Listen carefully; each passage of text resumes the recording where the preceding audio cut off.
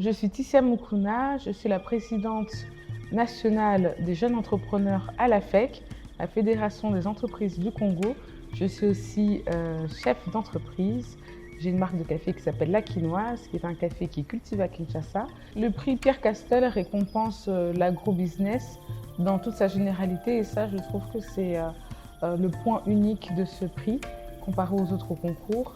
C'est un prix qui va vraiment chercher des talents dans l'agroculture, dans l'agrotech, dans vraiment tout ce qui peut aujourd'hui faire la différence. Parce qu'il ne faut pas oublier que beaucoup de gens négligent le monde agricole alors que c'est par le monde agricole que l'on nourrit les gens.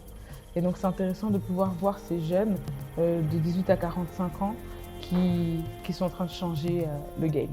Donc c'est en ça que le prix Pierre Castel, pour moi, est un prix original. Les valeurs du comité, c'est surtout regarder les projets dans leur ensemble, voir aussi l'innovation, voir l'ambition des porteurs de projets. On veut trouver pas simplement une entreprise qui fonctionne, mais ce désir de vouloir vraiment être original, de conduire une idée jusqu'au bout, de se projeter, d'avoir un impact socio-économique, mais aussi un impact environnemental. Ce sont des valeurs très importantes pour nous. Et aujourd'hui, on a eu un panel de candidats très intéressant.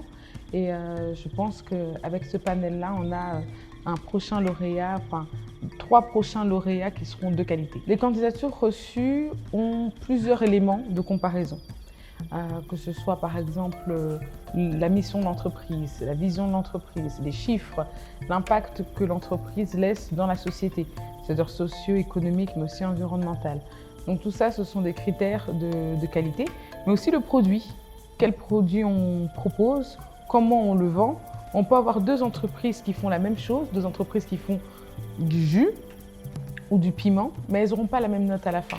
Parce que c'est comment la personne arrive à raconter son histoire, arrive à nous projeter dans l'avenir, arrive à nous montrer aussi ses réelles performances. Il faut aussi être réaliste. Donc on n'est pas dans le monde des rêves, mais on doit aussi un peu rêver de son entreprise. Donc c'est vraiment cet équilibre-là.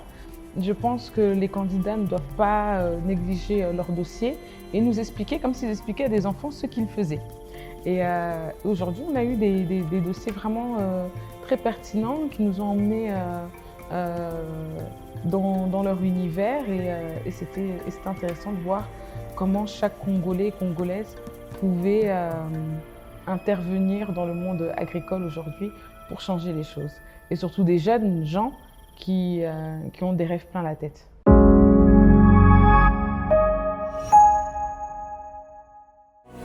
Un Congo durable, s'engager pour les générations futures.